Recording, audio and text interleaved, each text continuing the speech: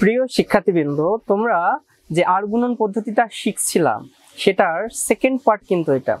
তো আমাদের আর গুণন পদ্ধতিতে যে 8 নম্বর অঙ্কটা আছে, আশা করি পারবা, কিন্তু তোমাদের সুবিধার জন্য আমি আবার করে দিচ্ছি। তো দেখো, আমাদের আর গুণন পদ্ধতির যে 8 নম্বর অঙ্কটা আছে সেটা আমরা এখন সলভ করব। তো আর গুণন পদ্ধতিতে লিখে ফেলি, আর গুণন পদ্ধতিতে পাই, গুণন পদ্ধতিতে পাই।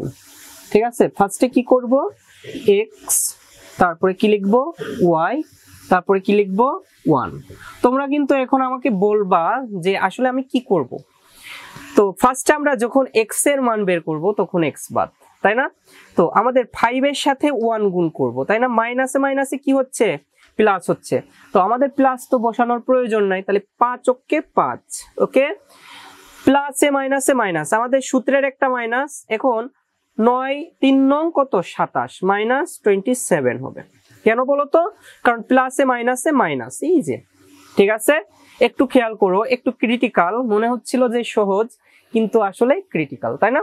তো ক্রিটিক্যালকে সহজ করার জন্যই কিন্তু আমি আসছি আজ, তাই না?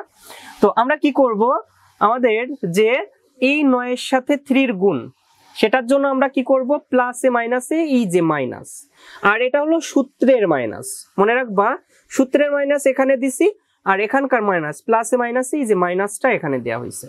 এরপর ওয়াই এর মান বের করব, যখন ওয়াই এর মান বের করব তখন কি উল্টা দিক থেকে 5 নং কত 45, তাই না? তাহলে 45 লিখে ফেলি। আর আমাদের 3 ওকে 3, প্লাসে মাইনাসে এই যে মাইনাস, মাইনাস মাইনাস কত 3। ঠিক আছে, আশা করি এইটুকু ক্লিয়ার। এরপর আমি যখন 1 এর মান বের করব, তাহলে 3 3 9, প্লাসে মাইনাসে এখানে কিন্তু মাইনাস 9, তারপরে কি মাইনাসে প্লাসে আমাদের মাইনাস, তাই না? তাহলে মাইনাস 5 5 25। ঠিক আছে, তো আশা করি তোমরা খুব ভালো করে এই লাইনগুলো খুব ভালো করে বুঝতে পারছো। এখন আমরা পরবর্তী স্টেপে চলে যাই। দেখো x/5, মাইনাসে মাইনাসে কি হবে, প্লাস 27, ভালো করে বুঝো। তারপর আমাদের y 45, প্লাসে মাইনাসে আমাদের মাইনাসে মাইনাসে প্লাস 3। ঠিক আছে, আর আমাদের 1 মাইনাস 9, মাইনাসে মাইনাসে আমাদের প্লাস 25। ঠিক আছে, তো যোগ বিয়োগ করো, একটু হাতের কর গুনো, 27 আর 5 কত 28 29 30 31 32, তাই না? তো আমরা 32 ইকুয়াল টু 45 আর 3 কত বলো তো 48, তাই না? 48 ইকুয়াল টু, দেখো 1 বাই আমাদের কত লিখতে হবে, 25 থেকে যদি আমরা 9 বাদ দেই তাহলে কিন্তু আমাদের 16 থাকে। আমাদের কত থাকে, 16 থাকে, তাই না?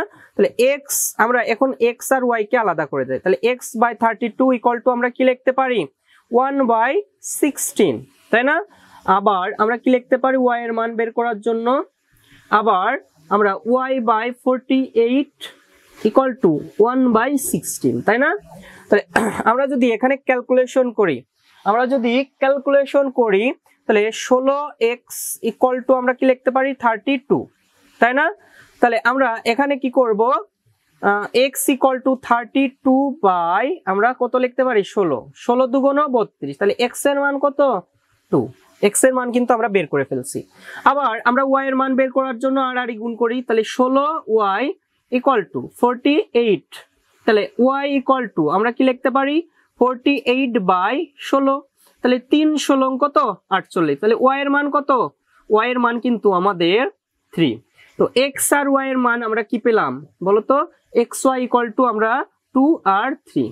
তো এটা কিন্তু একটা মজার অঙ্ক ছিল, ঠিক আছে?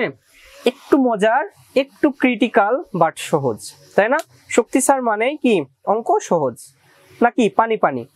তো যদি এই অঙ্কটা ভালো লেগেই থাকে, তাই না, তো অঙ্কটা একটু প্র্যাকটিস করো, কারণ এইসব অঙ্ক কিন্তু স্যারদের প্রচুর পছন্দ। তো তোমাদের যে কোনো পরীক্ষায় কিন্তু এইসব অঙ্ক চলে আসতে পারে। তো আজ এ পর্যন্তই, সবাই ভালো থাকো, সুস্থ থাকো এবং চ্যানেলকে সাবস্ক্রাইব করো।